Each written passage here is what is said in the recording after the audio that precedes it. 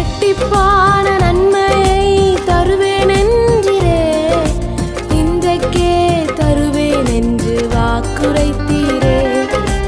இழந்ததை திரும்ப தருவேன் என்று சொன்னீரே, இரட்டிப்பான பங்கையும் தந்திடுவாரே.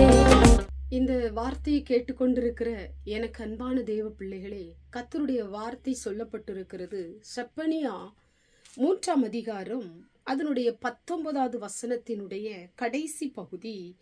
அவர்கள் வெட்கம் அனுபவித்த சகல தேசங்களிலும் அவர்களுக்கு புகழ்ச்சியும் கீர்த்தியும் உண்டாக செய்வேன்.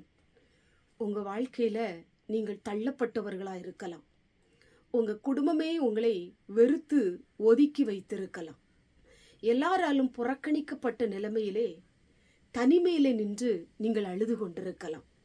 இன்றைக்கு கர்த்தருடைய வார்த்தை உங்களை பார்த்து தான் சொல்லுகிறது, நீ ஏன் அழுகிறாய் மகளே, நீ ஏன் அழுகிறாய் மகனே, கர்த்தர் உன்னோடு கூட இருக்கிறார். எதை குறித்தும் நீ கலங்காதே, எதை குறித்தும் நீ அழாதே. ஆண்டவர் வெட்கப்பட்ட இடத்துல, தள்ளப்பட்ட இடத்துல உங்களை கீர்த்தியும் புகழ்ச்சியுமாய் கர்த்தர் வைக்க போகிறார். எந்த குடும்பம் உங்களை வெறுத்து தள்ளினதோ, எந்த சகோதரர்கள் உங்களை வெறுத்து ஒதுக்கினார்களோ, நீங்கள் வேண்டாம் என்று உங்களை ஒதுக்கி வைத்தார்களோ, அதே சகோதரருடைய கண்கள் காணும்படியாக கர்த்தர் உங்களை கீர்த்தியும் புகழ்ச்சியுமாய் கர்த்தர் வைக்க போகிறார். சகல காரியங்களிலும் கர்த்தர் உன்னுடைய வாழ்க்கையை ஆசீர்வதிக்க போகிறார். நீ தனிமை அல்ல, நீ தள்ளப்பட்டவள் அல்ல, தள்ளப்பட்டவன் அல்ல. கர்த்தர் உன்னோடு கூட இருக்கிறார். கர்த்தர் உங்களோடு கூட இருக்கிறார். கர்த்தர் உங்களுக்கு துணை நிற்கிறார். கர்த்தர் உங்க கூட இருந்து பயங்கரமான காரியங்களை அவர் செய்ய போகிறார். இந்த வசனத்தின்படியே உன்னை தள்ளினவர்களை குறித்து நீ கலங்காதே, உன்னை வெறுத்து ஒதுக்கினவர்களை நினைத்து நீ கலங்கி போகாதே. கர்த்தர் உங்களோடு கூட இருந்து வெட்கப்பட்ட எல்லா மனிதர்களுக்கு முன்பாக, தலை குனிந்த மனிதர்களுக்கு முன்பாக, உன்னை அழ வைத்து கொண்டிருக்கிற மனிதர்களுக்கு முன்பதாக உங்களை ஆண்டவர் கீர்த்தியும் புகழ்ச்சியுமாய் வைக்க போகிறார். உங்க வாழ்க்கையை கர்த்தர் ஆசீர்வதிக்க போகிறாரு.